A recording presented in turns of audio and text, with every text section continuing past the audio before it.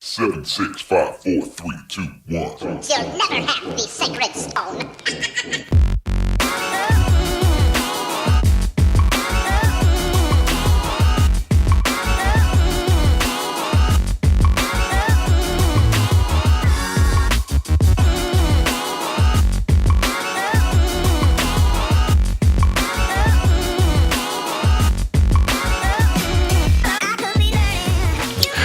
Welcome into the Vegas Squares podcast. Normally this will be our picks and chatter, which I guess it still kind of is. But we're going to be picking another section of the bowl season. These are going to be the bowl games between today, Saturday, December 22nd, all the way up to December 28th, leading to all the games preceding December 29th, which is college football playoff day. With me are Token Tony and Tony Johnson on my left and my right. Gentlemen, are you ready to make some picks in the bowl game? I know Tony Johnson is chomping at the bit to make picks.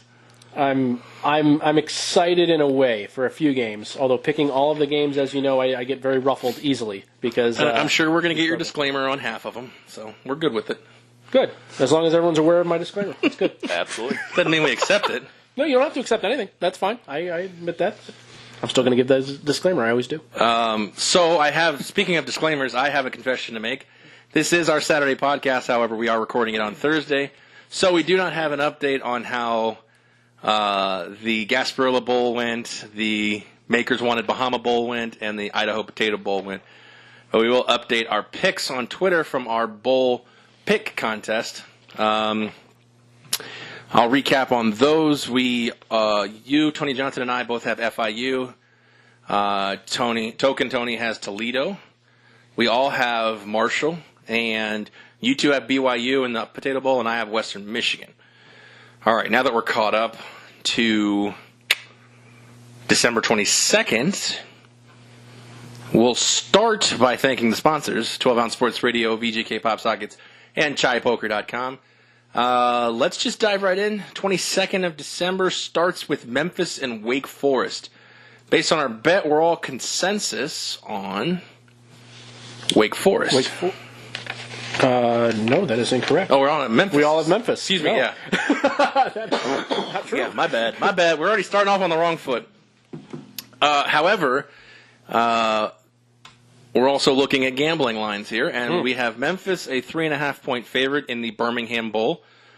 Over under 73.5. Pop a disclaimer. Disclaimer number one. We'll start out with, this one, I've got a much bigger disclaimer for probably some upcoming games getting into the 26th and 27th. But in this one, we've got some people that are out in this game that could have a very big effect on its outcome. So Memphis will not have their great rusher. Just a first down? Yes, exactly. Averaging a first down a carry, Darrell Henderson has officially decided to move on into the NFL. So they will be going with Patrick Taylor, who is really good as well. So he's not a first down per se, but he does average over 6 yards a rush, and he's not as explosive, is not as shifty as Henderson is, despite Henderson being a bigger back. But he's still a very, very good player there. So it's something to note for, and the fact that they were able to split time during the season and I think remain a little bit more fresh as the game went on, I think did have a positive effect on this offense. On the flip side, Greg Dortch, great receiver for Wake Forest, is a stone question mark coming into the game. Not a lot is known. He said that he's pretty confident he's going to play in a local publication there, but there's just not enough confidence, and I think he is such a difference maker from the receiver position and stretches the field so well, especially with a young quarterback at the helm, that I think it really does matter in that sense. So a lot of unknown, and that's one of the things that my first disclaimer, as you said, that I think it's important to wait until the game is ready to go. Everyone that's listening, I know we're coming on, and maybe are we coming on after this game starts potentially? We are currently the game. Well, no, we are on before the game starts. Okay. We're on at 8 a.m. Okay, good. Pacific, so Good. So about an hour before. All right. Yeah, this will be the only game that comes on during our show. So as we're talking right now, I would It's tough to do. Yeah, I would actually pay attention to see if Dortch is on the field for Wake Forest. I do think that matters. Does he move the line 3 points though? No, I don't know if he moves the line necessarily a lot, but in my opinion, I'm going to endorse Wake Forest to be potentially a bet here, and I don't want to be betting on Wake Forest getting 3.5 if he doesn't play. I'm not sure what the line should be. I don't know what the difference should be. I just know that at the current line that it is, I want him playing and looking like he normally does. Do you think this line includes Dortch, or do you think this line goes down if he... I think it includes him. I think it includes him because what I read came out about a week ago, and the odds makers know that. And I think the fact that he got hurt in the last game, but not a lot has been said, is the assumption that things are going to be okay. So that's what I think. So I don't know. That's my take on it. We do have Memphis for our contest, but I do like getting some points here with Wake Forest. Wake Forest is a team that hangs around games like this. They are a tough team to beat in these games, and so I'm going to be on Wake Forest getting the 3.5. But I would watch and see if he's out on the field. Now this for me feels like, and I'll just say this as a. Memphis is a P5 team, played in the a G5 team, played in the AAC championship game, had a lead on a top 10 team. Unfortunately, couldn't hold that lead. Finished 8-5. You kind of want to see that they feel disappointed. We've talked about this in the bowl bet podcast. But at the same time, this is a bowl game against a Power 5 opponent. Yes, it's a 6-6 Power 5 opponent, but I liken this back to 2010. UCF had the Liberty Bowl against Georgia, a 7-5 team, and beat them. I mean, this is the kind of even at 6-6 Wake Forest. These are the kind of things Memphis needs to beat a Power 5 opponent to improve the what's the word I'm looking for? The view of G5 teams. However, I feel like even if they beat Wake Forest by 50, this doesn't really change the narrative at all, Togan. Yeah, I do like Memphis in this contest, though. I think they are the better team. They will cover the spread even when this game by about a touchdown. So, yeah, I actually believe Memphis wins this game by 20 points.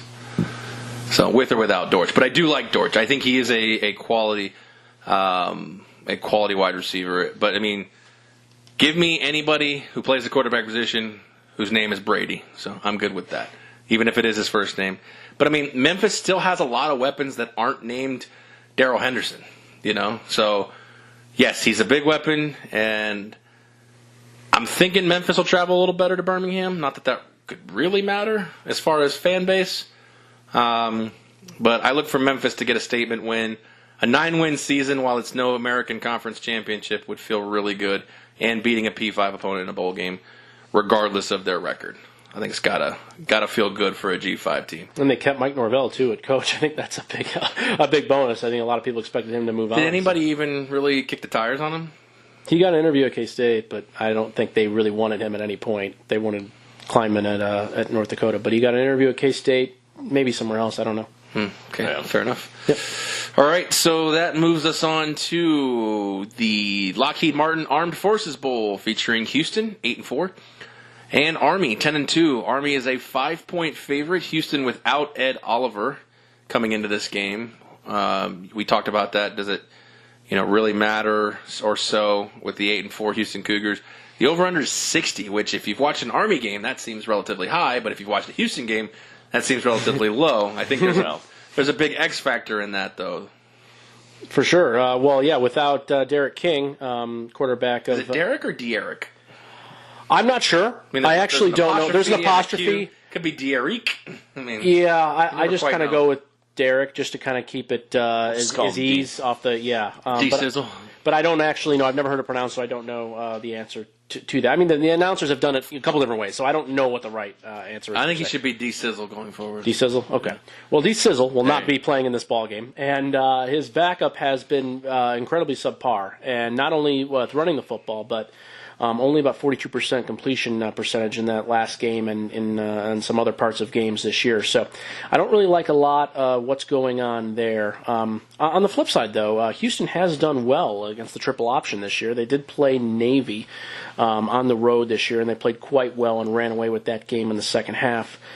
So I think that bodes pretty well, having a lot of time to prepare. But, I mean, the easy thing to say to at least combat that is Army is certainly a lot better than Navy, and I don't disagree with that at all. Army not only plays better defense, but just stylistically on offense. I think they handled the triple option much better than this Navy team this year, for sure. I agree with you. I agree, Token. I think that's an important point, too, to say that just because you played good defense against Navy doesn't mean you're going to do it against Army. I 100% agree with you. Yeah, they're more efficient at running it, for sure. And their fourth down conversion percentage is fantastic, and there's a hard team to stop. So all that being said, I know it's long-winded. I have just a bet on the under. I got a little lucky here. This was the first bet I actually made out of all of them, and I did it a couple weeks ago. So I did get it at 67. I know it's come down a lot since then. I don't necessarily feel a whole lot better that it's come down a lot. I know it sounds kind of weird, but I do think that it is a little bit too high, and mostly for the sense of that Army's just going to hold the ball for a long time in this game. Yeah, I mean, do you think really that they could even touch this number? 67 or 60? I mean, it's tough. I still like the under in this, even at 60. Okay. I see like a 31-20 kind of game. You've got a possession offense that runs clock, and you've got no D-Sizzle. So, I mean, it's a tough one. Yeah. You and I, however, both have Houston in this game for our bowl pick. That is surprising. I'm surprised you guys both went with Houston here. That was a bit of a shocker, especially you, Aaron, that doesn't like to be picking against the military academy. Yeah, that one hurts. I'd love to change. I'd love to be able to change my pick. Me too. But I don't think you're going to let me. So no, I don't want anyone to change anything. That's right. Yep. That's true. Yeah. But no, that's my take on the game. I don't have much more to than that. But I don't know. I just feel like. I feel like a weight's lifted off this program with Ed Oliver. I know that sounds weird. He just felt like it felt like this year he was so much more of a burden on the program than a blessing. He was a pain in the ass. Yeah. I agree. So I'm curious to know if that's going to affect him draft-wise. It's a damn fine question. I think it very much could. Yes. I mean, obviously we've all seen the spat on the sideline. Whether you agree he was at fault or not. Doesn't matter. It's not a good look. Not a good look when you do that with your coach. That's right. I totally agree. I think it will definitely affect his draft stock for sure. And the fact that he wasn't dominant when he was on the field. I know he was injured a lot this year, but he was not 100% dominant in a lighter conference than some other defensive tackles are playing. Look at his career stats. They weren't dominant. Right. Yeah. Mm-hmm. Right. So, all right, prop bet time. Write this down. Ed Oliver, over, under, pick 16.5. I don't know much about the NFL draft. I would just talent-wise, I would just assume it has to be the under. But I don't know where guys should go in rounds. I'm always really bad at this. I will just to be involved. I'll take the under. No, you're not involved. But. Okay, good, fine. I accept. I accept that because I know nothing. So I take it. All right, you pick, and I'll take the other side. I'll represent Token here. I'm going to be on the side that Token's on. That's the side I want. Are you really doing this? Yeah. All right. Do you even know who the guy is? No. Defensive tackle, though, right? Jeez. I just went on your side. You don't even know who he is. I don't even know who the guy is. This is terrible. Why did I do this? You're trusting this guy with college football picks. He doesn't know who Ed Oliver is. That was tough to listen to right there, Token. I think we've just lost credibility. And you're like, I'm just listening to that other Tony guy. He sucks too. I like how our listeners have that accent. That's fantastic. Her name's Jesse. Our one listener's name's Jesse. He's fixing a red Ford pickup, and he's got a weed in his teeth, like a straw weed, like a tumbleweed. Oh, okay. Wow. And he's got overalls on, but only one of the clips are clipped. Wow. That's our listener, Jesse. Does he have a pierced nipple? No pierced nipples. No, okay. His name's Jesse. He likes squirrel. Grilled, not fried. Squirrel. For dessert, right? Mm-hmm. He bowled a 301. Wow, a 301. Yeah, he bowled a 301. No, not a 300. Not a 301. He bowled a 301. Because I ain't never seen anybody bowl a 300 and lose. I got it off the bat. Yeah. Wow. I did not. And I'm not that offended I didn't either. That's an old joke I heard from, I don't even know where I heard it from, but the 300. I bowled a 301 because you ain't never seen anybody bowl a 300 and lose. Anyways. I've heard that a time or two. All right, yeah, well, because you're the bowling weirdo. I am, yeah. All right, so now that you've done your mass Google search of Ed Oliver. I don't know who he is. What the hell? Let's make it for $20. Okay. No. I will take the over 17.5. Score, I win. So, all right, well, you should not feel good about that. I don't. I already said he didn't know who he was. I knew I had the wrong side. All right, so Army -5 token. Should we even do this? No. No, I do like Army minus the points, though. So then why did you pick I have why no did idea. you pick Houston? I have no idea. I don't know what I was thinking that day. I think Houston keeps it close. Army by a field goal. Ooh. The old token Token concept, yeah. And I'm going to say Ed Oliver comes in the fourth quarter and kicks that field goal. Oh, okay. All right. So those of you still listening. We're off to a roaring start, right? Yeah, exactly. Let's talk about the Dollar General Bowl because that's about on equal par as cheapness that you get in this podcast. Mm-hmm. But you actually have a good matchup in Alabama, essentially kind of a home game for Troy against Buffalo.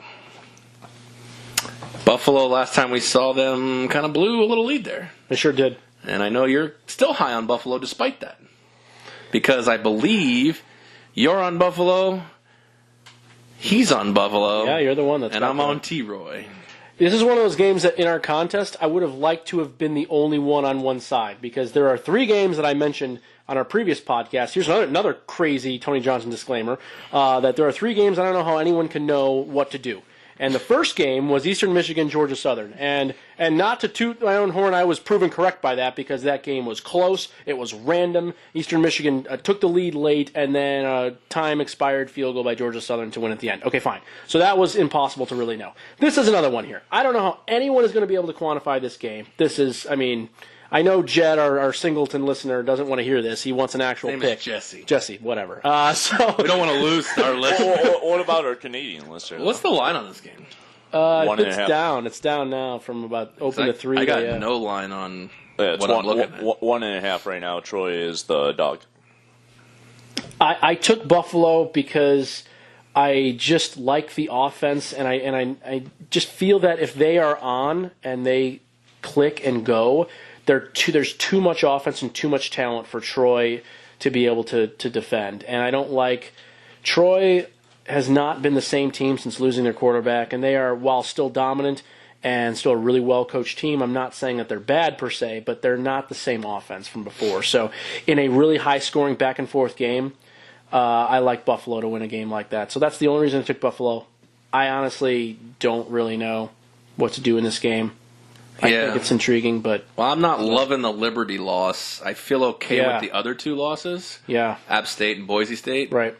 I feel like, just having the vicinity, the proximity game with 2 generally equal balanced teams. You're right, the quarterback being out kind of hurts, but, they can kind of lean on Smith there. And I literally, like I said, for nothing other than proximity with 2 semi-balanced teams, I'll take the home quote-unquote team. Yeah. And as you said, it's right around that pick 'em, so... Yeah, I like Buffalo in this spot. You better. You can't pick Troy. That'd be 2 in a row. Not against, yeah. Yeah, I like Buffalo too much to... Good wings. Yeah, do this. I do believe they play the 2-side offense pretty good. Patterson on the run and Jackson on the pass, so... do believe that's going to be tough for Troy to stop. Troy, I believe they're more one-sided, especially with their quarterback situation right now, with the main guy being pretty much out. Smith, I think he'll be able to be contained by Buffalo, and Buffalo wins this game by at least a touchdown. And the good thing is once he's done doing this podcast, Tony Johnson's going to fly back over to Alabama because he's got a game to play. He's the leading receiver for the Bulls. Oh yes, he came on strong again this year. He started out a little bit slow last year and this year as well, and came on really strong. He is a top flight pick. I don't know where he gets into the NFL. Same thing with Tyree Jackson. I mean, are these guys legit NFL like type of talent? They look like it on the field, but playing in Buffalo is always difficult to know. It's not the same as like Khalil Mack and things like that. Because I think on defense, it's a little bit easier to quantify, but offense has always been tough. I mean, what's your expectation for that? Okay, can he come in and be a career backup or a third stringer? Yeah, Right. maybe be a practice squad guy. No, I don't have much expectation. Or do you think he can come in and be? Because I think correct me if I'm wrong. I mean, Ben Roethlisberger, last MAC quarterback, Byron Leftwich. Yeah, that's probably right. I haven't thought about it, a lot. I'm but struggling to go down the pipe here, but Yeah. I mean, no, I'm sure. I'm talking about who actually has had impact in That's right. on franchises. Well, Tyree looks like a guy that should have an impact. I mean, he's 6'8" and just has a rocket arm and moves really well too. He doesn't move. He's not fast per se. He may be a late round flyer for a team. I know this sounds crazy and cliche, but like New England. Yeah, well, that would be I great. had a feeling that you're going to go there. Yeah. If a team can get a late round flyer and a guy that looks like this and has the pedigree, I mean, he just looks like Especially his height. bro. He's Especially- enormous. Especially Yeah. if a guy like McDaniels will stay and beef this guy up. I mean, we all see the mortality of TB12, and Brian Hoyer's not the answer. So, Right. and you've traded away all of the potential answers. Yeah. So, I mean, at some point, you got to figure out the next move. It's fascinating. And Anthony Johnson does everything well. He's got great hands. He runs a variety of routes. It's a really interesting offense. I feel like he should be able to assimilate pretty well, too. He's not overly fast. He doesn't do anything really great, but he's a really solid, strong receiver. So, I don't know. It's an interesting sort of deal. Right on, right on. You guys like Buffalo? I like T-Roy, so let's roll. Hawaii, Louisiana Tech, Aloha Stadium for the Hawaii Bowl. Hawaii is a 1-point favorite with a line of 62 at this spot. Let's see, are we all in unanimous? Nope. You have Hawaii, Tony. Token, you have La Tech. No, I have La Tech. Or excuse me, you and I have La Tech, Yes. and Token has Hawaii. Yeah, I took the Rambo Warriors. All right, well, Hawaii -1. Token. Give me Hawaii. I believe up and down they are partially the better team, especially in Hawaii. Partially the better team. But partially not. But partially not the better team. No, I believe they will win this game. It will be close. They win it by about a field goal. I must say, if I had tickets to any bowl game, it would definitely not be the Potato Bowl. It might be the Hawaii Bowl. We talked about that off the air before, about how this is one of the bowls that I would want to go to, and Token was vehemently against that because he prefers the cold weather bowl game. So, yeah, it was very interesting. Like, this is the one he would definitely not want to be going to. But This in the Bahamas Bowl. yeah, he doesn't want anything to do with I'd like to go to the tropical. Hoser Bowl in the Yukon Territory. Very interesting. The Yeah, Labatt Blue Bowl. Because he's got blue bowls. That'll be the Crown Royal Bowl. Is that Canadian whiskey? It is. Yeah. Canadian, yeah, you're right. Yeah. I do believe Cole McDonald is going to be the big part of this game for Hawaii. He looks the part, I'll tell you that. Yeah. Cole McDonald. does. He looks the part of a Hawaiian surfer, Hawaii quarterback. Yeah. Yeah. Remember Colt Brennan? Of course. Absolutely. God, what a flame out that was. Yeah. But not at Hawaii. No. Then they had another one for a while. I can't remember his name. He was Timmy actually Chang. Yeah, he was actually he was Hawaiian, right? Oh, yeah. Little guy. Yeah. I Little remember Asian Timmy dude. He was Chang, great. Yeah. Everybody loved Timmy Chang. You could not like Timmy Chang. He was just a little guy that ran around and just did what he could. Don't tell me what to do. I don't like him anymore. Okay. Okay, cool. Yeah, I do believe when the ball's in his hand, he definitely will be able to control this offense and be able to weasel around Latex defenders and move the ball forward. So I think you convinced me for La Tech on this game, so I'll let you. Love La Tech here. Yeah, this is a rare. yeah, especially since I'm on Hawaii. No, I think Token. I think this is a rare one where we don't usually disagree vehemently, but La Tech has to travel across the country and then some, and is still on a neutral site the better team, and only a 1-point dog in this spot. So. yeah, and quickly though, to piggyback Token's comment about the Hawaii's offense and how good it's been, John Ursula, another guy that I think has some NFL potential, a guy that can again run all the routes, 1,316 touchdowns, really a strong player.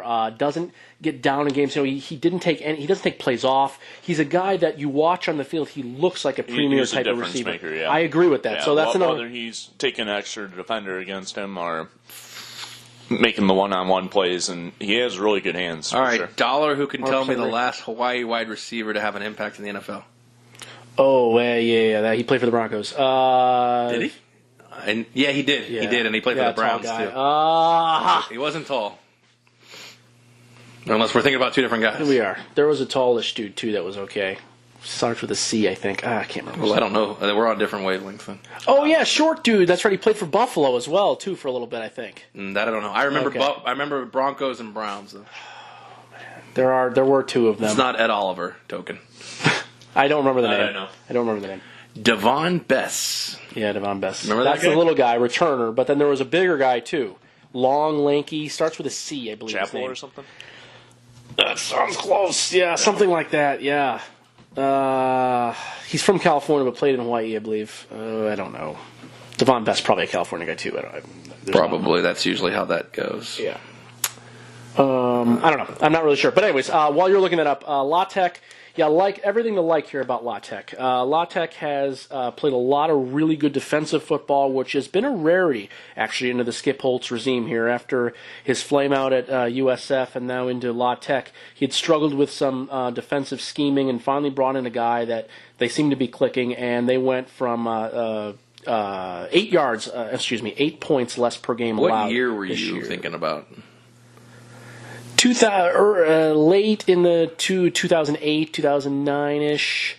He was a pick. He was an NFL pick, like a legit pick. Wide receiver for sure. I I have Greg Salas. Yes.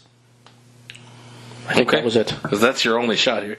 There was another guy, though. Anyway, it doesn't matter. Yeah. So, no, La Tech improved defensively is really where I'm... 6'2", I'll give it to you. Okay. Yeah, that's not that tall. That's fine.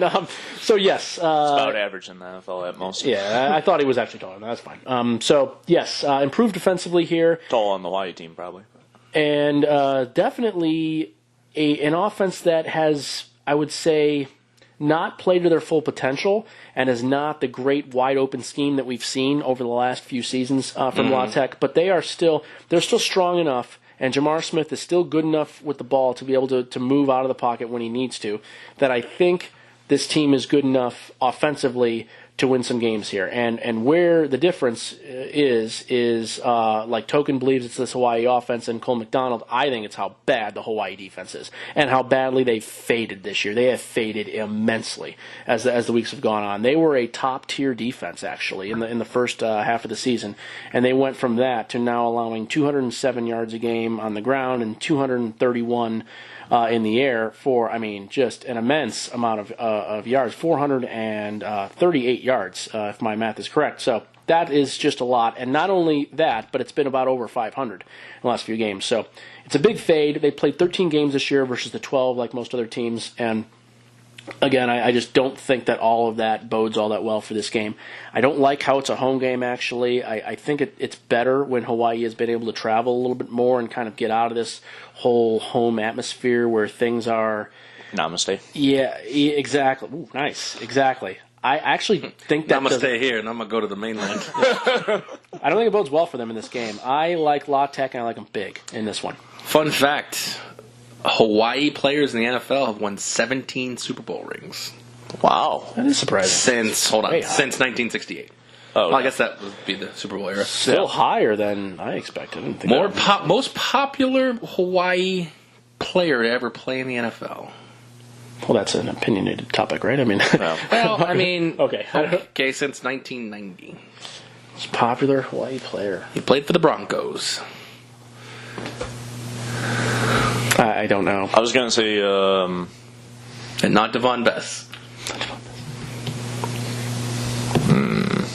Nah. Did his best work with his foot. Kicker? Really? Punter? I have no Jason idea. Elam. He went to Hawaii?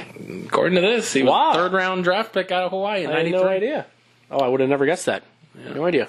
He would be up there with the only other person I would say that I recognize that's Yeah. like super recognized is Jesse Sapolu, who was the center for Steve Young and Joe Montana for all those Super Bowls in San Francisco. But other than that, I got nothing for other people. Intriguing fact. Fun fact, though. Yep. Sure. The only other person I could say would even be guess popular would be Colt Brennan. So, anyways. Yeah. So that's cool. Yeah, fun facts. I was doing that while you were deep diving. I deep dived into La Tech. I have finished. I've only made 2 bets. Or those are the first 2, I should say. I'm with you on La Tech, but I also like the over in this game, too. Yeah. I think this game could touch 100. Wow. 100. I don't think quite that high, but I do like the over as well. I would say like a 40 to 38 kind of game. What did you say? Has it moved from that open of 57-ish, roughly? I've got 62 here. Ooh, so it's much higher. Wow. Okay. Ooh. Well, that's a big move. That's true. Yeah, or something. That's 4 points. I get excited about these things, but that's yeah. I don't know. I wouldn't necessarily be on the over here. I just don't like Hawaii at all in this game. So if they get bludgeoned, then I just don't think La Tech has the two-sided offense that will impact Hawaii as much as you guys believe. I believe Hawaii will give you a word to insert instead of two-sided. Dual threat. Okay. What do they call those? Dual weapon? No. Fuck. Whatever. talking about? When you use, seems like you're throwing buzzwords. Buzzwords. That's what they're called. Buzzwords. I don't know. Yeah. Curveball. It looked like you're trying to throw a curveball, yeah. Yeah, I do believe Hawaii will know La Tech's game plan coming in, and that's going to be pass, pass, pass, and they'll plan ahead for that. All right, how about this? You and me, dollar prop bet, over under. You said 40 to 38, over under 79 points. You get the under. Okay. All right, for $1. All right, well, as the time passes, Merry Christmas. We're now into December 26th.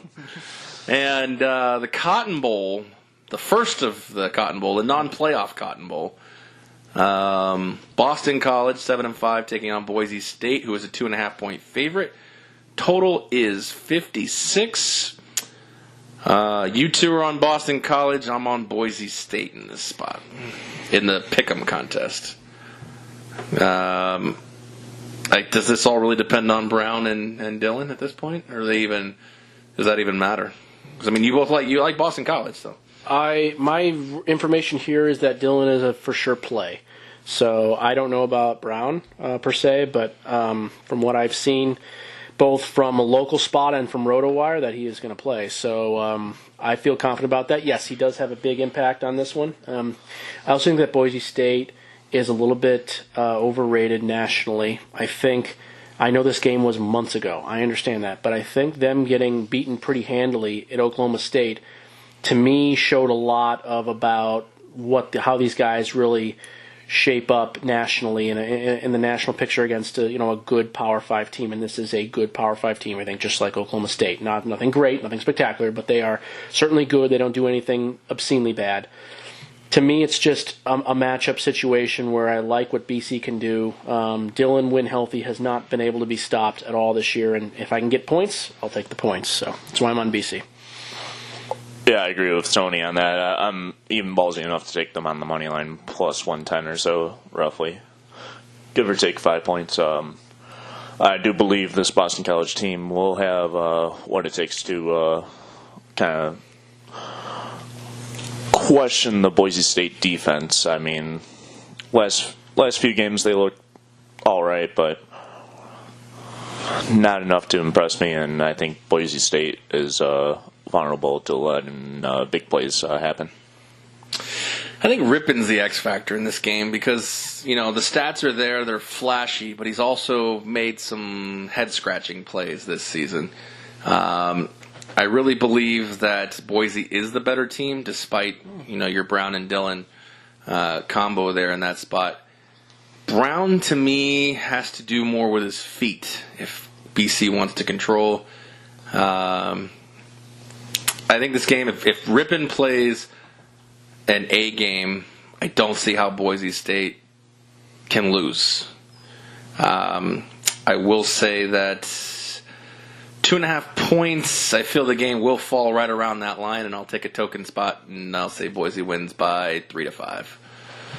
Not really feeling the over-under in this game, but if I did, I would say the under. I'd say this game really realistically finishes in the 24-20 range, in the 40s, I think, really, this is where I'm sitting. Yeah, I could agree with that, for sure. So, all right, now we've got, well, they didn't name it the Who Gives a Fuck Bowl, but it really feels like that. Minnesota and Georgia Tech.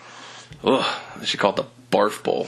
Yeah, wow. I mean, not the cheapest tickets available, but nobody wants to fucking go to Detroit. So see, the thing is, like, yeah, look at these tickets. Like, I'd love to go to a Boston College Boise State matchup for $13. Yeah, it's a good game. It is. Yeah, I agree. I like Ford Field though. Am I the only one that likes it? It is a nice stadium. I thought it was really very nice the time I was there. Yeah, but I wouldn't want to go to see these two teams. Yeah. Oh, why not? Sure. What's wrong with Minnesota? This is a great up-and-coming team. Yeah. See how well they did in I'd rather watch the high school team's great. Playoff. That's great. Recruiting's for next year. This is this year I'm talking about. But they can still play. Come on. I'd rather watch the high school playoff championships there than this fucking bowl game. So. Well, there's that. So, okay, I guess I'm in the minority. I'll even watch Division 8 of Michigan. Yeah, they got their doors blown in by Illinois and Nebraska and Maryland. But they beat Fresno, and on paper, Fresno was a good team, I guess. They beat Wisconsin pretty handily on the road, too, and that's meaningful. Yeah, well, Wisconsin was falling apart. Okay, but a route of Purdue. I won't change my narrative. Yeah, that's a pretty good one. The wheel shot off. That's why when you talk about how good the Big Ten is, I don't really know if it's just a collection of mediocre talent or if they're actually good. I guess bowl season's really going to give us that. I mean, a little bit of a notion, but I do like Minnesota in this game, all things considered, and I believe we're all on that. Correct? I thought I took Georgia Tech. We all have Georgia Tech, actually. Do we? Yes. This is a game that's meaningless for our picks. Oh, well, I kind of like the 5.5 points. That sounds about right, yeah. That's. I will actually... And I'm not really feeling my Georgia Tech pick anymore. I think if I actually want to believe... like Georgia Tech minus the points, actually. Okay, well then we got one. I'll let you start then. Please do. Yeah, I do believe Minnesota's just not good at all. I do believe... all things considered, with a triple option attack, they don't have the leading rusher in this matchup. That is true. They're not... I mean, they're balanced, but I don't know if they're that balanced. You talking about Minnesota? I'm talking about... Minnesota has the leading rusher in this yeah. And they lost their great running back, actually, too, which is saying something. Yeah. Georgia Tech, I do believe, will be able to slow Minnesota down on with their defense. Minnesota, I do believe, won't be able to contain Georgia Tech's pass rush game, and should be an interesting one, though, for a shitty bowl game. So they put the shitty bowl games in Detroit. Yep. There you go. Shitty pot town. I will say Georgia Tech wins this game by 10. Nice. You willing to take Georgia Tech minus 9.5 for $5? 2-1. Sure. All right.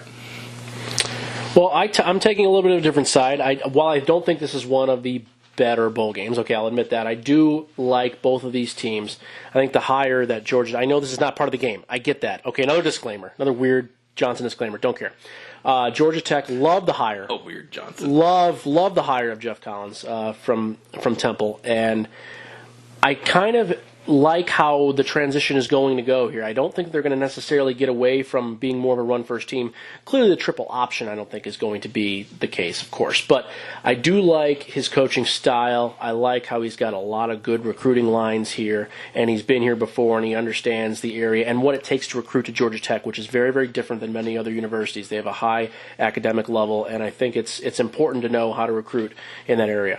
On the other side, Minnesota, with P.J. Fleck, I think he's the most underrated coach in college football, in my opinion. I think he has been now for a few years. And to see the recruits that he's already getting to Minnesota is bonkers crazy. They're barely behind Michigan right now in the current recruiting, which is nuts. And so I'm impressed with what he's able to do. I think on the field as a coach, he's also unbelievably good. They've had a ton of injuries. Again, they had the second youngest team in all of FBS this year and still even got to a bowl game in a difficult Big Ten.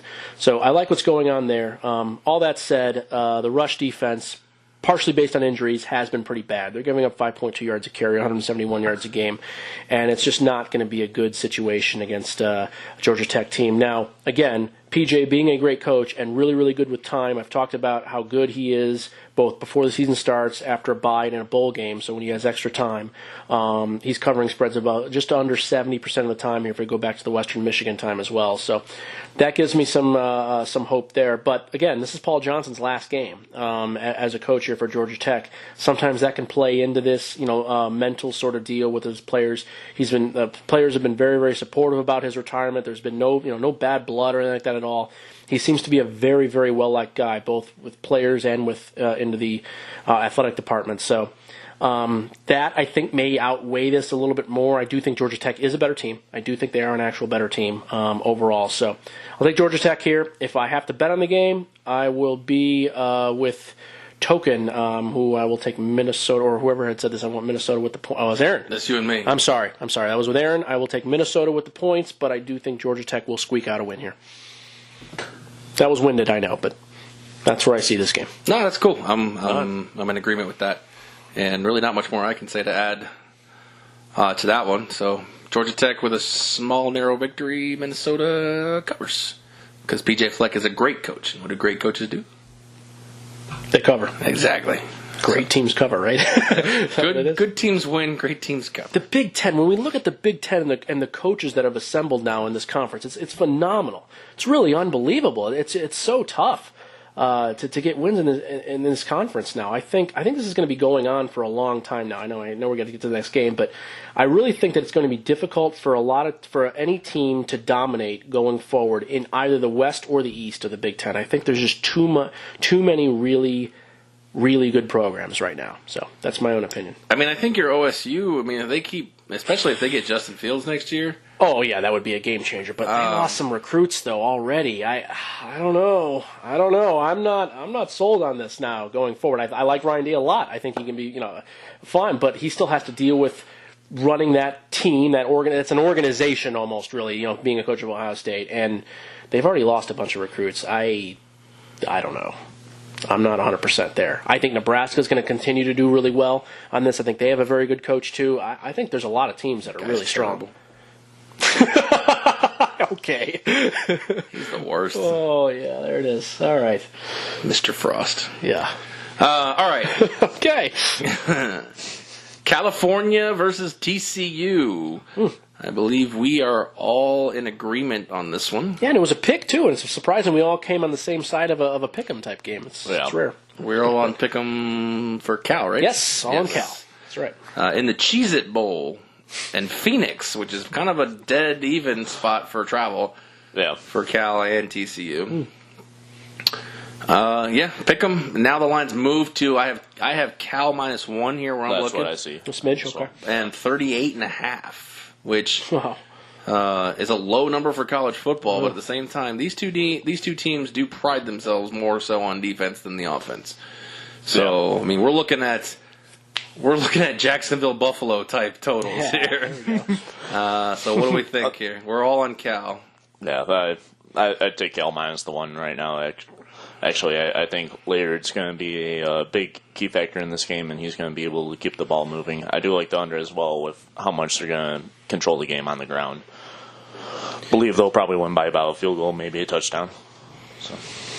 Yeah, I'm right alongside there. I think too much bad has happened to TCU this year, and while I no doubt Patterson and the crew will recover as they always do every year. I know he's been there, 16, 17 years, so this is nothing new. You have a down year every once in a while, but I think that recovery will be in the future.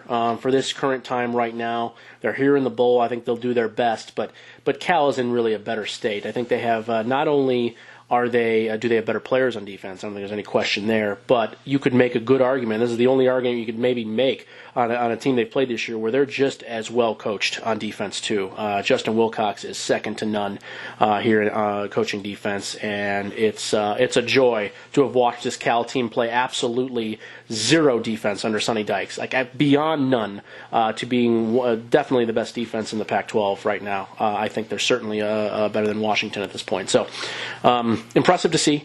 And I'm just going to go with Cal here just because of the turmoil and the situation, the bad stuff that's going on with TCU. They've had 2 more people transfer already since, from the last game until now. Just it's not a good look, so I'm going to go with Cal, but I don't have a ton of confidence in it. It just seems like Cal's in a better state right now. Yeah, I mean, obviously we're going with Cal, round out the consensus. I feel like this is a 7-point Cal plus 6, 31.5. I'll take the over.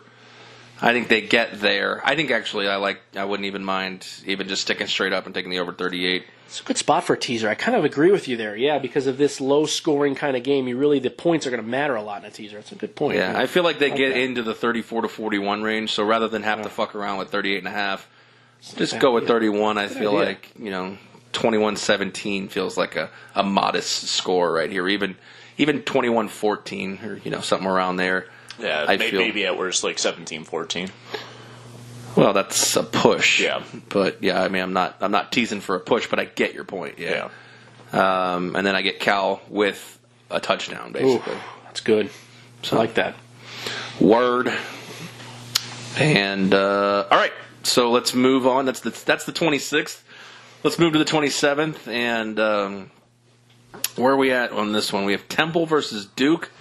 Tony Johnson's on Temple, you're on Duke, Token, and I am on Temple as well. I love Temple in this game. Hardcore. But you two have made a lot of money on Duke this year. So it's kind of one of those games that we have an interesting situation here because what's the quarterback situation going on with both these teams? I've heard Russo for Temple is a stone cold question mark game time decision. Stone cold question mark. Well, I mean, there's like question marks that he's probably going to play versus like this one is unknown. So because of injury, right? Mm-hmm. I was going to say it can't be because he's going to the draft. Nope. But I mean, -455 is the total on this game. Duke's been an up and down team this year. You really can't put your finger on the pulse of this team. I mean. You guys have been able to pick them pretty well through the peaks and valleys of this season. Mostly early on. Let's give ourselves. We were not great late in the season. I think early in the season with Duke and also Token and I think with some unders too. I think we had a good idea of when Duke's defense was playing really well too. Yeah. This may not be that time though anymore. Yeah, they flipped the script against Pitt and they scored 99 points. Yeah. The big thing with my Duke pick on this is will they be able to keep Armstead to a minimum on the run? Always the key facing Temple this year. Yeah, 4 point yards a carry. I mean, it's not bad. I don't know. The question is can if Russo plays and Temple can do what they want to do, can Duke keep up? That's my take on it, I guess. Duke is pretty average. They give up 27, they score 27. Yeah. They don't really do a lot through the air, so they're going to rely on they're going to rely on rushing. And the question mark is what bettors have seen in primetime TV if Temple was putting up 700 yards on UCF? I won't deny that. So is this almost a false hope? Little trapdoor on Temple here in this spot, especially the last thing we saw of Duke was getting whitewashed. What was it, 58-7 or something like that? 59-7 over Wake, yeah. Okay, so the last two games they've played, they've scored a whopping 13 points. Yeah, they didn't do horrible against Clemson. Clemson's a pretty damn good team, so. But they still lost by 4 touchdowns. Yeah, so they hung in there though in the first half. They were right in there. They had a lead in the second quarter. So, yes, I understand the final score is kind of important. But you're right. But holding that lead may be something that a lot of people don't pay attention to, and maybe we're falling into the trap door in this spot. Some people might overlook it, yeah. It's possible. I'm going to stick with my guns, take Duke. I don't like it as much as I normally did in the beginning, and I'll even take it on the money line at plus 160. I just think this defense will show up for this game and keep Temple guessing what they're going to run on offense, and just, if they're not going to be able to switch play calls at key moments, I think that's going to stop Temple. I think there's an important note here. No coach. Similar, with exactly. You knew where I was going with. Obviously, I just talked about Jeff Collins moving on to Georgia Tech. Similarly, with the Appalachian State game, just to give it the same year flair here. Appalachian also without their coach and had an interim tag for one of the assistants who was still vying for the head coaching opportunity.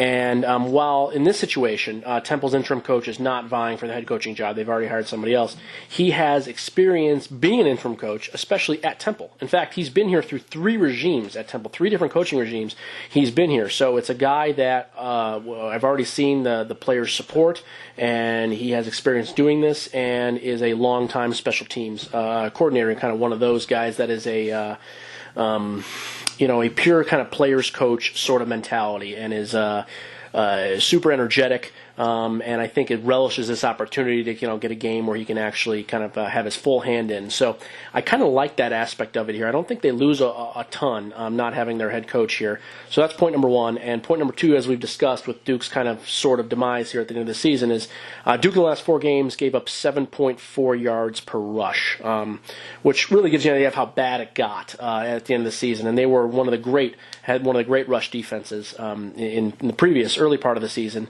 But at the end of the year, they end up giving up 222 yards a game, all said and done. And obviously having to stop Raquel Armstead is certainly the name of the game here. So that's just my main reason of why I like Temple. Don't hate on Duke. I think Duke still has a definite chance. Another great coach and is able to get things done usually with the back against the wall. But I just like Temple here as well with you, Aaron. I think that it could be another game where it might get a little bit ugly for Duke. I would not be surprised to see Temple have a double-digit win here in this one. Yeah, for sure. Like you said, I mean, he went through Matt Rule, Jeff Collins, and who was the other one? I don't know. This isn't even a trivia question. I'm just more. Can't remember. I think last time I suggested John Chaney, and you said no. So that's right. He did. Yeah, he's been there 10 years. So yeah, that's the only reason I know. But it's hard to stay on 3 different staffs. So yeah, that's why I kind of have some confidence, at least with not losing a whole lot in this game. All right, fair enough. Let's move on to the New Era Pinstripe Bowl. And I am more curious about what the stands are going to look like. You talked about that before, yeah. Than the action on the field. Now, like I told you, we went on vacation to New York, me and the missus, and we actually toured Yankee Stadium, and it was really cool. weird looking. This field is set up. Oh, it's already set up? Well, the end zones aren't painted, but the field is set up. Oh, that's cool. And it was just a strange look. I mean, going into, and now as a Red Sox fan I say this, the temple of baseball, and to see a football field smack in the middle was it was just weird. Yeah. And they're like, of course there's a camera guy there, hey, do you want your picture? I'm like, no, not in front of a football field at Yankee Stadium. I wore my Red Sox shirt the whole time I went on the tour. I bet you did. Oh, yeah. That was happening. That was happening no matter what. What also was happening no matter what. And died happy. All class right there, yep. Mm-hmm. Barring a huge injury, what's happening no matter what is Jonathan Taylor turnover as the what was that? What was the name of that podcast? Winning and Boozing podcast, like to call him, Jonathan Taylor turnover. Is going to get 2,000 yards this season. He has 1,989 yards this year. Yeah, he'll run for 12 and then turn it over. Yeah. But Miami is the favorite, despite I haven't heard any rumors of who's going to be going at quarterback here. I'm guessing Perry, but it's anybody's guess at this point. It's a guess, but the most people seem to be thinking that it is Perry. Yes. Yeah. And this is also, don't forget, a rematch of last year's Orange Bowl, and Hornibrook and Jonathan Taylor lit up Miami in that game. So, are we on differences on this one? I think we're all in consensus. We are. What are we in consensus? All that said, we're consensus on Miami, so what a shock. And I don't like that pick anymore. I'm not a huge fan of it either. I like Miami minus the points on this. Oh, token remaining strong. I love it. Are we allowed to switch our pick? I'm fine by it. He's so happy with Miami. Are you going to Wisconsin? No, I'm staying here. All right, then I'll go to Wisconsin. All right. If it pleases the court, I'll go to Wisconsin. Oh, well. That's fine with me. Let me just note it on my sheet here, too, so I know what to... I wasn't going to care about this game, and now I do, so that's good. I do believe this Miami defense will be able to contain Taylor to measly double-digit yardage. Okay. I was about to say measly 12 yards, but... Double-digit. Wow. So this defense of all of them is going to be able to contain... Can I have a prop bet of 80 yards or more? Or are you saying triple? You saying he's? I mean, double digits, 99 yards. That's a good game. The number will be like 120 something, guys. I think 120. I think he has triple digits and 2 touchdowns. Just if you want to come up with a line, because I do make some player props online from time to time. What is the number? My guess, it's not up yet, but my guess is I've seen a lot of them from the season. Mm-hmm. It'll be in the 120 to 130 range. My guess, just based on some previous numbers. I mean, it's that high because he obviously runs for a lot of yards. Miami's run defense allowed 127 per game, which isn't too bad and all that. Okay. I do believe I do declare. I do believe the difference will be able to see if how do you say his name? Hornibrook. That's exactly how you say his name. I do believe the defense of Miami will contain him and cause him to turn the ball over at least once, maybe twice in this game, and get some good field position off that. So, I'm not with it. I'm gonna say that even though Hornibrook has done not much this year, I think we're basically looking at. We're not looking at a rematch score-wise, but I think we're looking at a results-wise a repeat of last year. I think this game's 28-21 Wisconsin. So give me Wisconsin money line in this spot, and I'll take the over as well. Well, one of the things to support the Miami pick, even though I'm not actually a huge fan of it per se, not nearly as Token is that they did have a unbelievably unprecedented 5-game losing streak, which I can't imagine ever happened in the Mark Richt era, really in any school that he's coached at. And despite that, the wheels completely coming off. Was it 4? Yeah. Okay, sorry, 4 games. That's my fault. You're right. It was 4 games. They lost the opener to LSU. Yes. No, I saw 28-27 Florida State, and I had the wrong team winning. So that's on me. They should have lost that game. Okay, fair enough. Yes, that's right. So they had to come back in that one, I remember. But, they were down 27-7. That's right. 4 losses in a row. Again, still unprecedented. But to have 2 quality really beatdowns in the last part of the season at Vatech and against Pitt, which are 2 realistic, fine teams that are in bowls.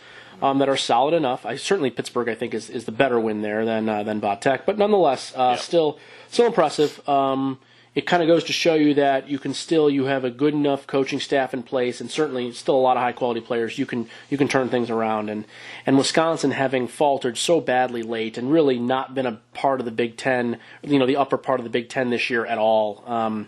To me, it shows a sign that I think they're definitely the worst team here. So, again, not a huge fan of the pick. If I have to be on a side here, I'm actually going to be on the under. Be on the under at 48, which is what I've seen here. It's not a bet I've actually made yet, but it's certainly a consideration. Obviously, we're going to look at the weather as it gets closer to that date. There, being in New York and outdoors in a weird baseball spot, I think could definitely have some play into this game. Okay, with these Miami guys going to cold weather? No, not necessarily. I'm not happy really with anything in this game per se. But I wish this game would just fall into a sinkhole. Yeah, as much as you guys hated the game in Detroit, this is the game I don't like. I don't like as much either. I don't know why they have to be playing so far weird. The game in Detroit. It just felt boring to me. Okay, well, this game also feels like it could be boring, but it feels like we could be in for some fireworks. Okay. I like the under. If I have to be on a side here, I'm going to be on the under 48. I got to be on the other side. I like the over 48. Okay. Yeah, you two like Miami, and I got to switch my pick, so I feel good about that. Yeah, switching there. Yeah. I have a feeling it's going to become pretty close to the total, but it does squeak under. I think Miami wins this game 24-20. There we go. Okay, fair enough. All right, let's move on to another game I really don't care about, but this feels like it's right up your alley. Usually is when you lead with that. The Academy Sports and Outdoor Texas Bowl in Houston, pitting 6-6 Baylor against 4-point favorite 6-6 Vanderbilt. Wow. 55.5 is the total, and the only 4-letter word I can think of for this game is barf. Ooh, yeah, that's harsh. I can think of a 5-letter word. Cheap tickets. Cheap. That's 2 words. I know, but cheap. Cheap. And you're indoors, too. And I mean, that could be a fun thing to do. And, I mean, Houston's not, in my opinion, the greatest city per se, but I've I've never been there. I've been to the airport, but I don't count that. Do you count being at the airport, being in a city? No. I don't count that at all. Nope. Do you count when you go on a road trip, but you don't stop in that state, being in a state? Ooh.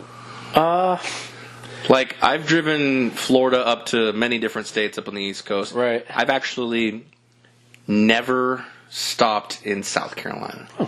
Interesting. So I don't consider that I've ever been to South Carolina, even though I've been to South Carolina. You've been through, but... That's how I would say it. I'd say I've been through it, but I haven't actually stopped. I haven't actually been there. No, I would go with that. I'd say I've been through, but I haven't been there per se, yes.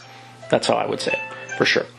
But, yeah, so that about sums up this game, though, to be honest with you. Not that I'm not generally a little bit excited about it. I do want to see what happens here with Baylor, because I like the rise of Baylor. I know we've talked about that before in some of the previous podcasts where Matt Rule has really turned around this team here, and I think it's nice to see Baylor not only being in games, comparatively speaking to what they weren't doing in some of these early previous years, but they're actually coming together a little bit too. They're playing some quality defense at times, and the offense looks more like has a stable sort of look to it, where if they're not putting up 40 to 50 points a game like they were in the Bryles era, they were just not ever going to win the game.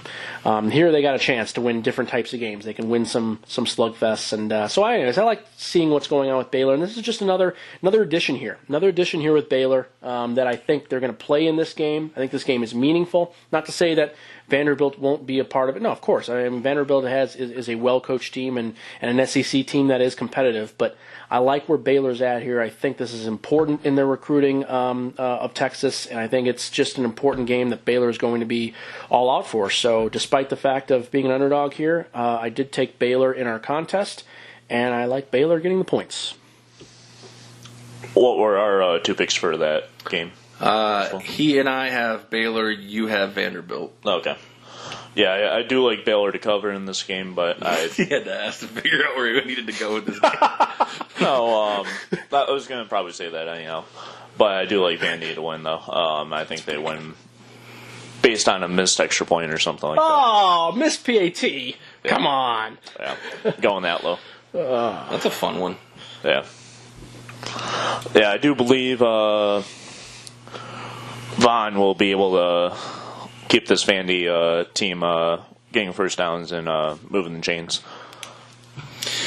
Yeah, I think Vandy wins this game, but I would like to see Baylor win it.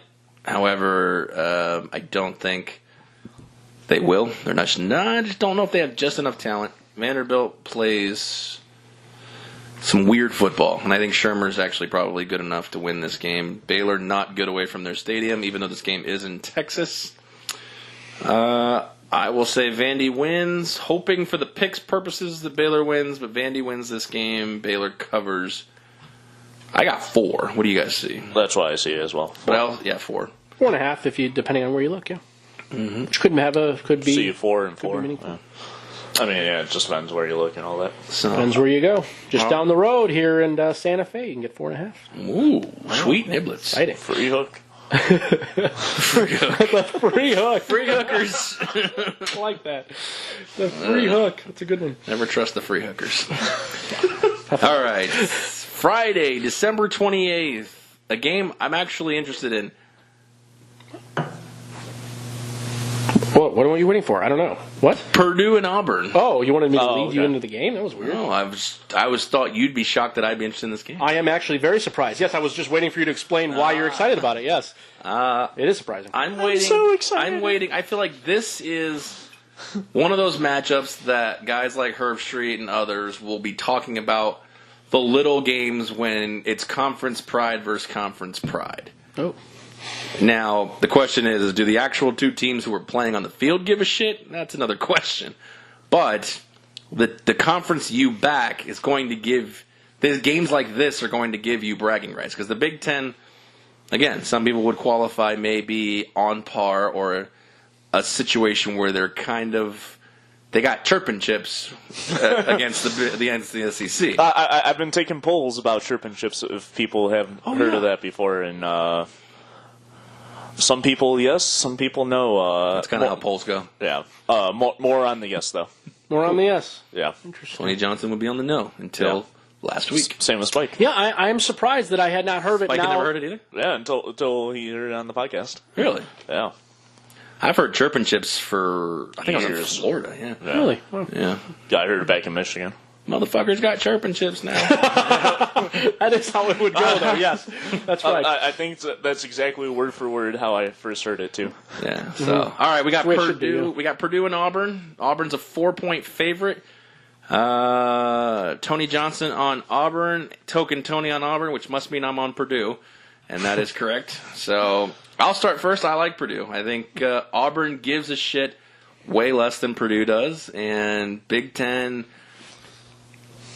I think if you're collectively saying they're all collectively strong average, I think Purdue's a team that could walk in here to Nashville and beat a team like Auburn, who, again, Auburn with nothing to play for, we saw last year, if you want to believe the narrative, is vulnerable to get beat in spots like this. And I think Gus Malzahn's job is definitely on the hot seat, but not losing this game won't lose his job. And I think if Blau and Moore can connect, I see Purdue winning this game outright. So I believe a little sprinkle on the myrrh. Sprinkle on the myrrh. Sprinkle on the money line. And I'm going with Purdue to... I see plus 155 on that. I'll take it. Plus 155. Blau. Yeah, I think Blau... See what I did there? Yeah.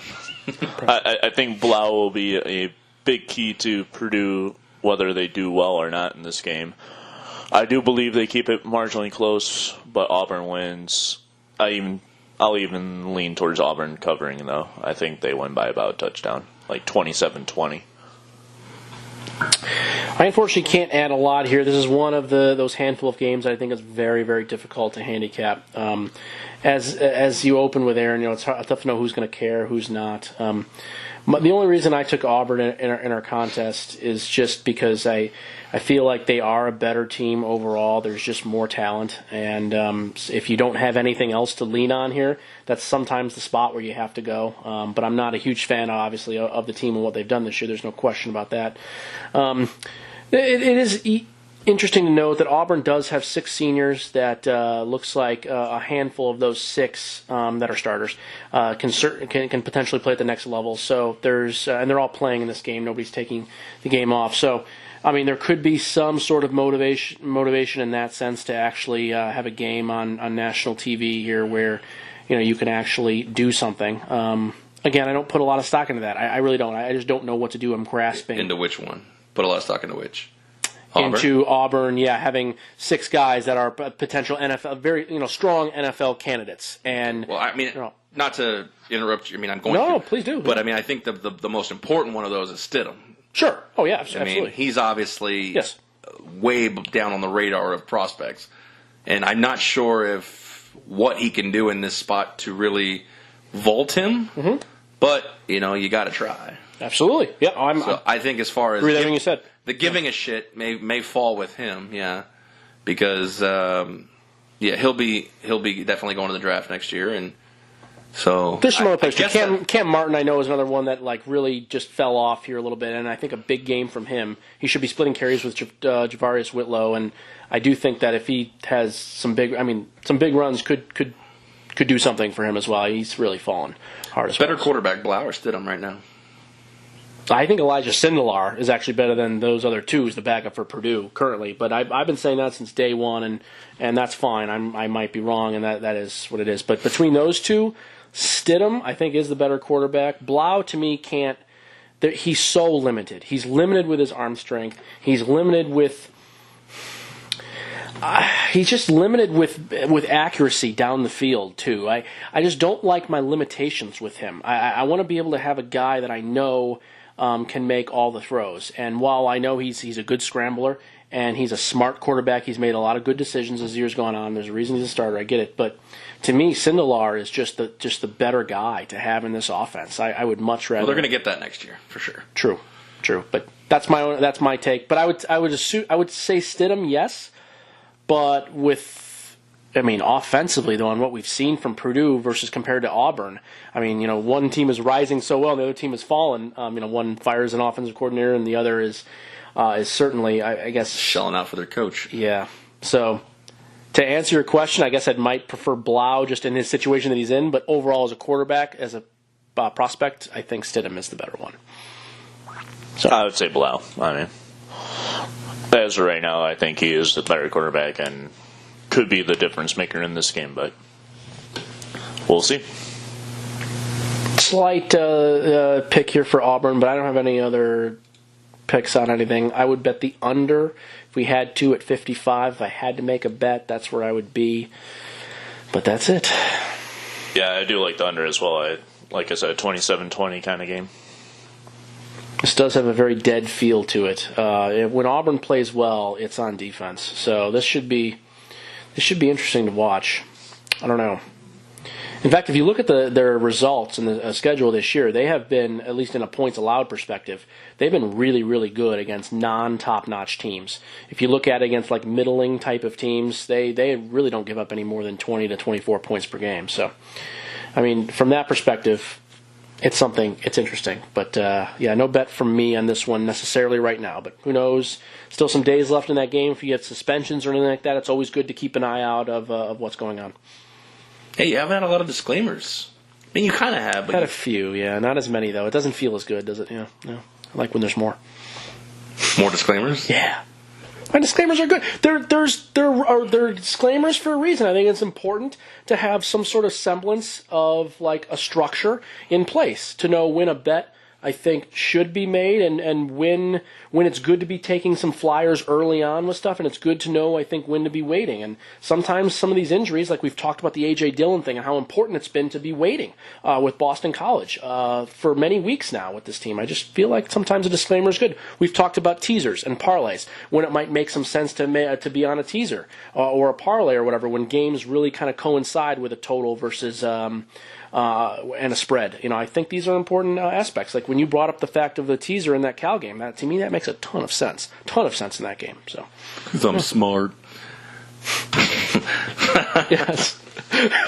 Token just nods his head as he puts more seeds into his mouth. I love it. Fucker's eating pumpkin. No, he's got sunflower kernels. Oh, that's the lazy way to go about it. You have to actually buy the seeds. That's right. I'm trying to be quiet on the podcast. Yeah, right. No, we do. They know you're eating something. That's good stuff. All right, so December 28th, we are now into the Camping World Bowl in Orlando. West Virginia and Syracuse. Personally, feel like this game would have made way more sense to be at the Pinstripe Bowl than what we got. Yeah. Mm-hmm. Yeah, absolutely, yeah. They should reverse those games. I feel like the Pinstripe Bowl should be the Camping World Bowl in Orlando, and the Camping World Bowl should be the Pinstripe Bowl. Ooh, that would be good.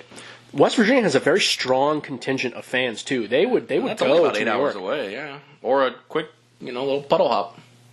They're probably going to be driving more so than not, but yes. Well, the question is where you drive? Where the fuck do you park your car in New York City? That's a good point. Yeah.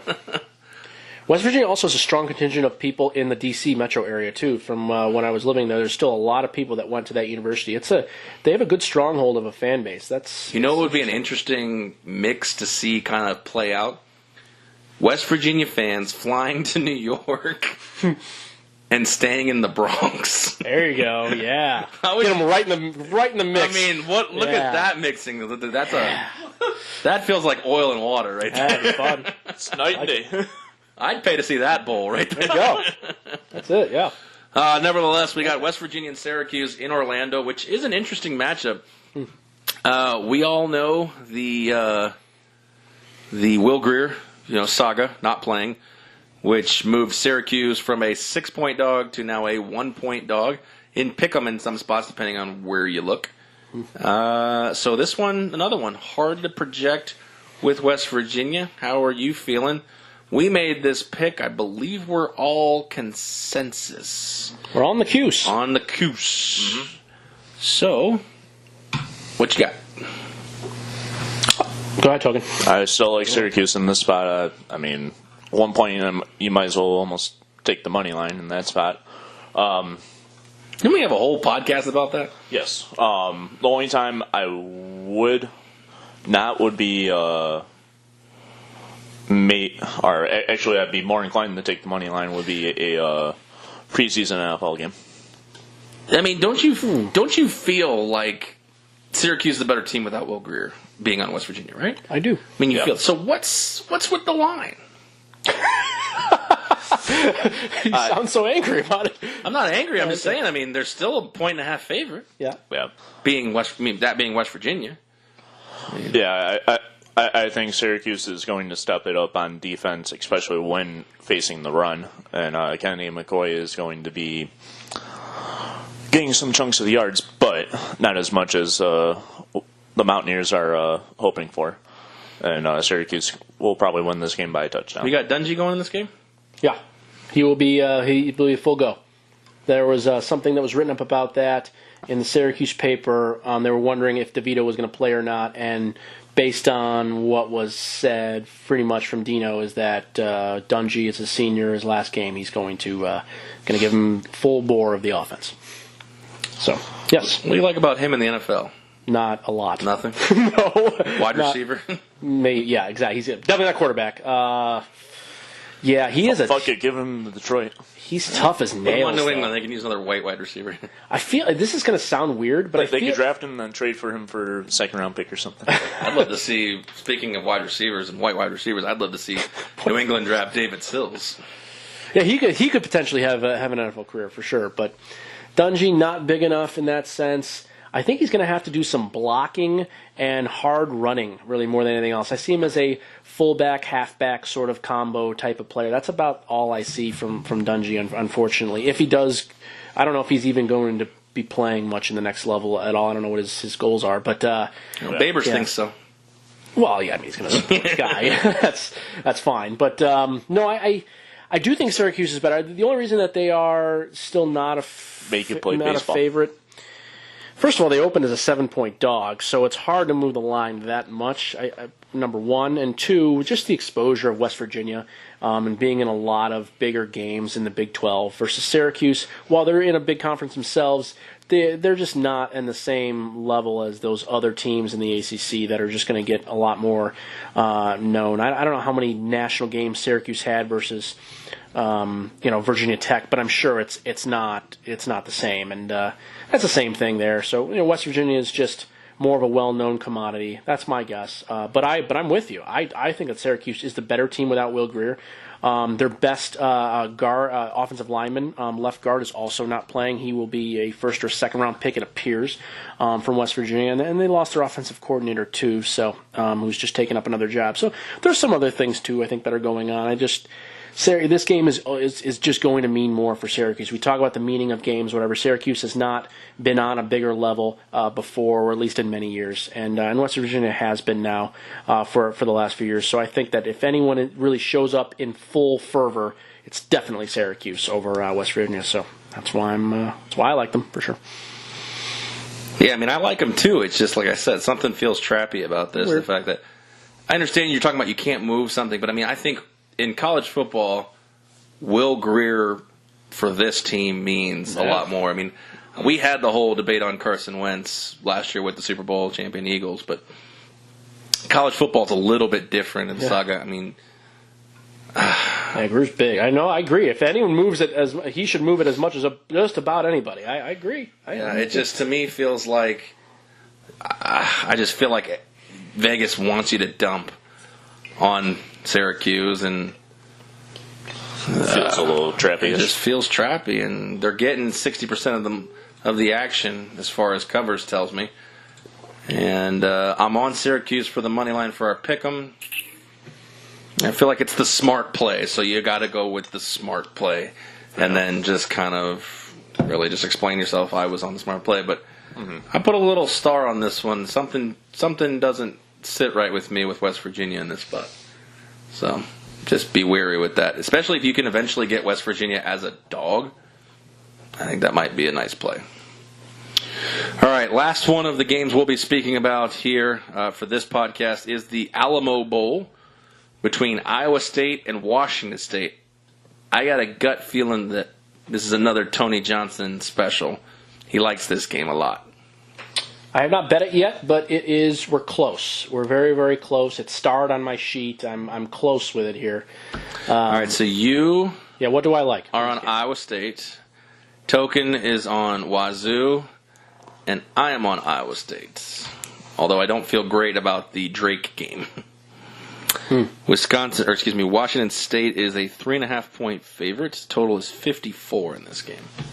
I think it's a big time outlier. I think the Drake game is a really big outlier.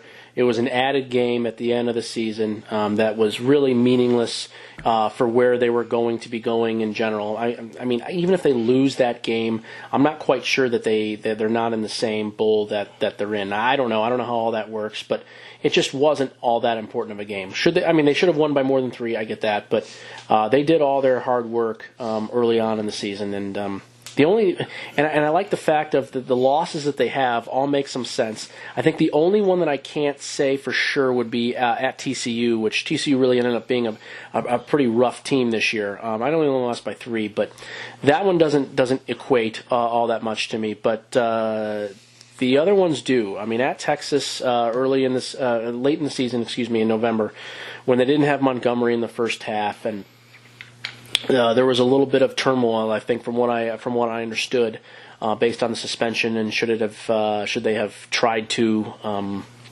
appeal it or not is whatever. And they lost to a good team. Texas on the road is just going to be a difficult place to play, and it's just not. It's an understandable game. But all the other games they played and won, there was a lot of dominant victories, and there were a lot of games against good teams where I think Washington State has not seen this quality of opponent all that often. I do think the Pac-12 is certainly a step below the other 4 Power 5 conferences at this point, and the Big 12 is no joke. They are not only, I think, obviously we know there's a lot of good offensive teams and a lot of great offensive players, but I think there's more teams that are putting it together now than we've seen, and Iowa State is certainly one of them, because Texas is no slouch on defense, and neither is Iowa State. So I think that combination of having not only a good offense, great coaching staff, but also a pretty decent defense is going to give Wazoo a lot of problems. And I'm surprised they're underdogs in this game. Maybe it's just more of an exposure deal. It could be. I know Iowa State is definitely on the lesser end of the Power 5 teams, but to me, this is one that should be about a pick. Maybe Iowa State -1. So if I'm able to get 3.5, I like it, and I'm on Iowa State plus 3.5. Haven't bet it yet, but we're close. We're closing in. Yeah, I do like Iowa State plus the points in this contest. I do believe they have what it takes to keep it close, but Wazoo will squeak it out with a game-ending field goal at the end and for the victory. Do believe this game comes below the total as well. I see like a 27-24 kind of game. Isn't it surprising with these two offenses and being indoors that it's only 54 and you like the under too? It's interesting to me that there's. I love the over in this game. That would be seemingly the obvious kind of choice to me. I'm not saying I'm kind of with you, Token. I don't necessarily like the over here, but I don't know. In a game indoors like this, you just expect points to fly. I feel like they're each getting 30. After that, it's anybody's bet. No, I do believe Iowa State's game plan is going to be run the ball a little more than normal, and that's going to run the clock and cut out the key time for it to push it over. I don't know. I feel like Washington State's going to try to put on a little party for Minshew here, and I'm going to make a bold prediction. All right. Minshew sits at 4,477 yards. Mm-hmm. I'm going to make a bold prediction. He also has 36 touchdowns. I'm going to say he finishes with 5,000 plus and 40 plus touchdowns. Oh, he's over 500 against Iowa State? I think he does. Wow. That is very bold. That's legit. I could see over 300 for sure. They better have over 300 if they want to be in this game. Yeah. That's no doubt. Washington is going to have minimal run game with 523 yards and 4 touchdowns at the bare min. That's his floor. Wow. Well, okay. Nice to see it. I mean, yeah. I don't know what to say about that. That is That is a You can lot. disagree with me. That's why it's a bold prediction. No, it is a bold prediction. That's why I'm not trying to you shouldn't just go down people's throats for bold predictions. That's what they are. They are bold, but I mean, this is not the team to do it again. I just don't think that this is the spot to be doing that against. I don't know. I mean, Arizona, when he had that huge game against Arizona, I sort of get that. At home against Zona, that's fine, but this is a tough team. This is a tough team. I feel like this is one of the games that isn't playoff that we talk about, the wow game. That's a great game. Yeah, I agree. Absolutely, yeah. I think they run back and forth up and down the field. I don't agree. I'm more on the Token side here. I think this is much more of a defensive game. That's where you went wrong. You see. There it is. Hey, Token, who's that Oliver? DT, defensive tackle. For who? Houston. What's Houston's mascot? I don't know that one. Yeah. Way to go, Tony Johnson. Way to be on that one. I still support Token. I still continue to support somebody's Token. Somebody's got to. And I do. Look at him. He's a Make-A-Wish kid. Make-A-Wish. Wow. All right. Well, all that being said, we were on the same side of this one, Token and I. We both like Iowa State, I believe. Is that right? You and both. Or who's on Iowa State? Are you on Iowa State? You and I are on Iowa State. I'm sorry. For the Token's pick'em. Token's on Wazoo. I'm on Wazoo, but I like Iowa State to cover. Got it. Okay, got it. Just to cover it. I'm not going to touch. That's right, a late field goal. I'll take it for our bowl bets, but I'll take the over in this game. Okay. Be a good game, though. It's my second favorite non-playoff game. My favorite one is the Rose Bowl, but this is a good one, too. It's a great one. I like this. Fair enough. All right, well, that's going to wrap up the bowls we're picking at this point because we got more time. We got next week's podcast. We got to fill with it's playoffs next week. Be good. Be great. Let's chat a little bit about what's actually going on. Speaking of next week's podcast, Higdon, the Michigan running back, has decided to skip the Peach Bowl. I think we've talked about this every time. We're all good with it, right? Yeah, I think you brought up Higdon. I think it's more important that Devin Bush and Rashawn Gary are not playing for Michigan. I think they're actually more meaningful. Chris Evans will be able to pick up the slack. I don't think any issue with Michigan. I think those two guys on defense are going to be a big loss in this one. But what's interesting, though, we talk about this, is that the line hasn't moved. These guys have, one after another, decided not to play, and the line hasn't moved. Drop, yeah. Give you an idea of maybe how much better Michigan might be than Florida? I don't know. I'm not sure I believe it, but... Is Shea Patterson better than Felipe Franks? Yes. I do think that's definitely a yes, but I don't know if it's that much better. Let's take a peek at William Hill. And when did they make that declaration? Yesterday? Higdon was yesterday, early this morning. Gary and Bush was... Bush was not too long ago. A few days ago. Gary was a while back. He started his own sports agency, actually, at the same time. So. And we've got seven... We've got 7.5 moved to 7. It's 7 right now. Yeah. No, everyone seems okay with what's going on.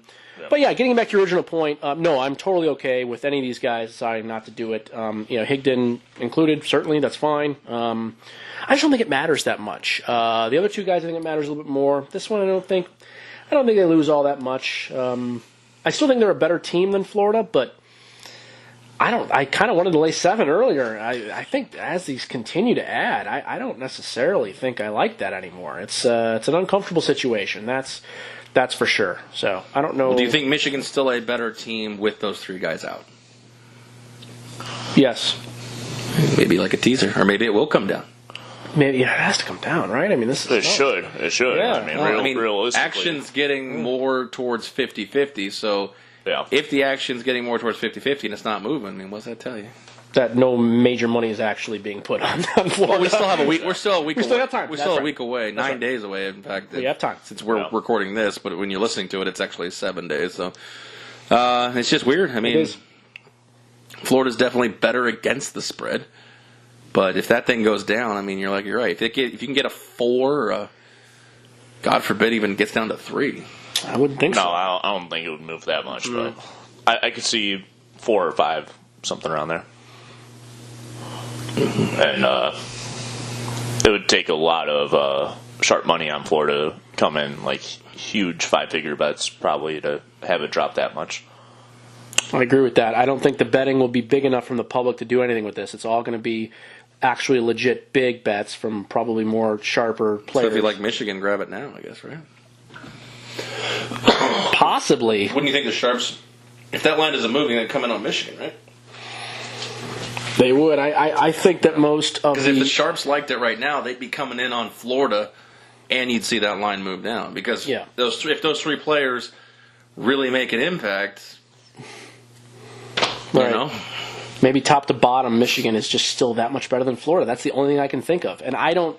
I know these teams, a little bit decently, but I don't know enough to really get down to the total nitty gritty. And I've been impressed with Michigan this year, certainly. But Florida has been no slouch in where they've been. They've played a lot better than I expected in Mullen's first year. So I'm just surprised at all of the Michigan love. So we'll see. I think both teams will show up and play and be competitive. I don't think there's any question there. I don't doubt any of that. So I don't know. But no, I don't have a lean necessarily on that one right now. But yeah, I'm just surprised it hasn't moved. Yeah, fair enough. Yeah. So, all right. Well, let's talk about the big one, and that's Justin Fields' decision to transfer.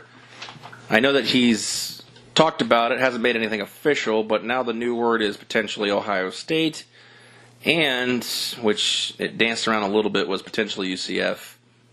I don't hate it. I would obviously welcome Justin Fields, but I don't think I would love to see. God, could you imagine him going to there, continuing the 25-0? If it could be 26-0. You think Milton looks good now in that conference? Oh my! This guy's. He's amazing. I see. Again, what's Dwayne Haskins' class status though? He's a junior, but I can't imagine he's junior in status of he redshirted. So I think they call him he's a redshirt sophomore. Yeah. But I can't see him. I don't think he's declaring. He hasn't. He said he's going to wait until he's done. But he's going to wait until the game. He said. Yeah. Until after the game. Does that decision obviously would impact Justin Fields? No question. I think that would be the biggest one that would happen. Because he can't go to the SEC. We know that based on the rules. Mm-hmm. So he could go to the Pac-12. Could you imagine him in like a Chip Kelly offense, maybe? I know that's too far for him. I don't know where he's from, but I can't imagine he's going to stray too far away from home. From the little I know, he originally committed to Penn State when he was a junior in high school. He's originally from Georgia. Yeah. Could go back to Penn State. Yeah, and he was there. He actually did, in a rare thing, on his official visits, he did some throwing and some drills with some of the players and coaches there when he was there. We're just, off to the side or whatever. But the big recruits don't usually do that. And he did that both with Jimbo Fisher in Florida State and with James Franklin in Penn State. And apparently Franklin gave him a portion of the playbook too, or at least their offensive type of scheme, and wanted him to study it because he'd already committed to going there. So I know there is definitely a strong back and forth there. And when you think about the fit and the type of offense that Ohio State can run and all of the different RPO sets they have, this fits his type of skill set perfectly. And I've been saying this for a while, and again, I know Aaron and I, we've definitely disagreed on this, but I'm shocked that Fields did not become the starter on this team. I think that he is a generational type of talent at this position, and really unbelievable in that sense. Now, in defense of this, it's not the same type of situation that Clemson had, because I think that Kelly Bryant, not at all the same type of player that Jake Fromm is at all. Jake Fromm is a legit good passer, big-time player, but Kelly Bryant to me isn't that. So I understand that Lawrence was a little bit easier to fill in, but... And Fields has got to also figure out, do we have a Kelly Bryant destination? Yes, Missouri. Okay, is that official? He did say he's going to Missouri, yes. Okay. Mm-hmm. So we see ACC go to SEC and maybe SEC go to ACC. Yeah, so... And I think I think Bryant will be fine and he'll be serviceable enough, but I don't see him as a big type of player. Where Fields is the guy here. And again, I don't think there's anything wrong necessarily if he wanted to stay in Georgia. I get it. I'm not sure why he decided to go to Georgia when they already had Easton and Fromm, 2 5-star guys there already. I thought that was a really silly decision for him to make, in the first place. But he kind of made his own bet here. But yeah, I think the two teams that make the most sense, especially if Haskins leaves, would be Penn State, now with McSorley going to be moving on, or Ohio State with those two offenses. Oh, that'll be perfect for him. So, yep. Again, I don't know what goes through these guys' head, but, I got to feel like a guy like Justin Fields could walk into Orlando and just... I can feel like he walks into Heupel's office and says, I'll come here if I start. And Josh Heupel would just say, hell to the fuck yeah. Yeah. I mean, why if you're not? I mean, I get it. Jordan, I'm a P5 recruit, blah, blah, blah. But, I mean, walk in there. I guess he does have to sit out a year, right? Technically, yes, but players have been starting to get waivers if they don't, not in the same conference, to be able to play just like Shea Patterson, got into this last year. So let's say Haskins stays, and I believe he will because I'm not thinking he's. I feel he's more Cardell Jones than ready to play. Okay. Again, he's way better than Cardell. Okay. Yeah. I'm saying I see him more in that type as an NFL prospect. Okay. Bad decision making at times. Yeah. But has the big arm. Needs another year of seasoning for sure. Yeah. And really could propel himself into top 5 pick. Agreed. So let's say for all intents and purposes he stays. I guess, like I said, he could go back to obviously Penn State. Does he want to go and be, I don't know their recruiting classes, does he want to go and be a middle of the pack kind of guy stuck behind Harbaugh and Michigan and Ohio State? I don't know, man. Walk down to Orlando, get yourself a fucking starting job. He'd beat out Darryl Mack, no problem. And McKenzie's not coming back next year. Still unfortunate. So, but Penn State only has a lower tier guy that would be following with McSorley, and they don't have anyone huge coming in. I feel like he kind of steps right in there too if he's able to get the waiver and play right away. Right, he'll definitely start. But I'm saying, does he make Penn State equivalent to the big boys? If Haskins is back, and I'm guessing McCaffrey's kid will be the starter, or does Shea Patterson have another year? I can't imagine he has another year. Shea does, yeah. He does? He does, yeah. So then you got Shea again. He's a senior, yeah. I don't know. I'm just saying, again, this is just obviously pipe dream, but walk down to a team who right now is currently number 8. If they win this bowl game, whether they win it or not, yeah, it doesn't matter, yeah. Be on the national stage, get a guy like Justin Fields, do yourself a favor and do a program a favor, and be huge. He could be a legend. Fields would be an unbelievable get if he goes to UCF. That would be an investigation type shit. It would be, it'd be kind of fun. I'm sure Saban would be picking up the phone going, investigate Orlando right now, even though I do it all the time. There you go. No, I think it'd be fun. That would be a great spot for him. I would certainly be a fan of that. And as a fan of other schools in the Big Ten, and I'm not a fan of Penn State in general, I don't really want to see him go there, per se. So yeah, it would be. I'd much further prefer a team like that. So, I just feel like does Justin Fields propel teams like that past OSU and Michigan and? Well, that's really it in the Big Ten, but Penn State is on par with those two teams, in my opinion. I think with or without Fields, I think they're on par with those teams. If you look at the talent on Penn State, they are really recruiting-wise, they're right up there. Okay. They're right there. So I think, and coaching-wise, right there. God, absolutely. Yes, Franklin made some mistakes this year, and it was a down year for sure, but he's still very, very good. So I don't disagree with that, but I'm just more curious to say that. You could go in and be the big fish in a little pond that is also feeding water into the big pond. Right, and he didn't do that the first time around, so maybe there's more of a chance that he would do that this time around. He went to where there were 2 other 5-star quarterbacks already. Yeah. It's incredible how he decided to do this, and one transferred, and now he's the second one to transfer. So, and for Jake Fromm is good, no doubt. He's very good. I'm not downplaying him. I'm still shocked that Fields didn't take the starting job. I am. No, and then the other question, really, like you talked about Kelly Bryant. Do we have a situation where Justin stays and we kind of have that same play? You can play the first couple games. If Fromm sucks, it really just gives you the easy opportunity to step right in, and then Fromm's the one who has to consider transferring. That's right. Well, Fromm, this will be his junior year, so I think if he's good enough and his status is there, he might end up leaving early too, potentially. So it would be his junior year next year. So we'll see. Fair enough. It's going to be an interesting. It almost makes for a now year-long college football cycle, like we have free agency. You have Jalen Hurts. There's a maybe. There's a big maybe that he may transfer. Absolutely. Do we have anybody else really? Obviously maybe on lower tier schools, but I don't really know of anybody else right now in the skill positions that we have. This obviously Justin Fields is the big one, but. TCU quarterback Robinson is undecided, I believe, still, and he's a pretty good talent. Not on the same level as some of these other guys, certainly, but he's certainly a very, very good talent, and he is, I believe, still undecided. So yes, but I'm just racking my brain right now. I can't think of anybody else of that other ilk caliber. now. Yeah. But Sean Robinson, I know there's a lot of intrigue of where he will end up as well. Fair enough. All right, let's wrap it up there. Really good podcast, I think. It was. We got a lot of good stuff accomplished with college football.